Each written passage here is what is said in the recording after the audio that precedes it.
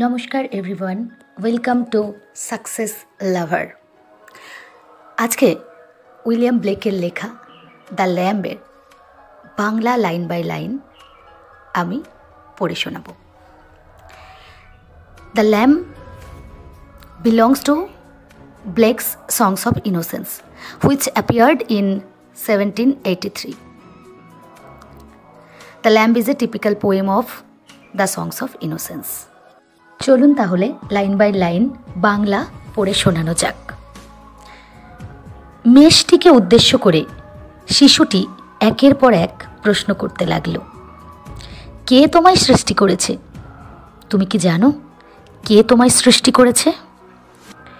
কে তোমায় জীবন দান করেছে এবং ওই নদীর পাড়ের তৃণভূমিতে চড়ে বেড়াতে নির্দেশ দিয়েছে কে?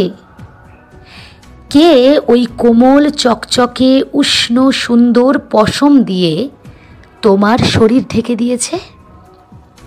কে তোমায় দিয়েছে এত সুন্দর একটা কণ্ঠস্বর, যা দিয়ে তুমি সমস্ত উপত্যকাকে আনন্দিত করো? কে সৃষ্টি করলো তোমায়? তুমি জানো কে তোমায় সৃষ্টি করেছে? এরপর কিছুক্ষণের নাটকীয় নীরবতার পর শিশুটি নিজেই তার প্রশ্নের উত্তর দিতে শুরু করলো। সে বলে, ছোট্ট মেষ, আমি তোমায় বলে দিচ্ছি কে তোমায় সৃষ্টি করেছে। সে তো তোমার নামেই পরিচিত। সেও নিজেকে তোমার মতোই মেষ বলতো। সে খুবই নম্র এবং শান্ত। সে একটি শিশুর রূপ নিয়েছিল। ওহ, কি আনন্দ! আমি একজন শিশু আর তুমি একটি মেষ, এবং আমরা দুজনেই তার নামে পরিচিত।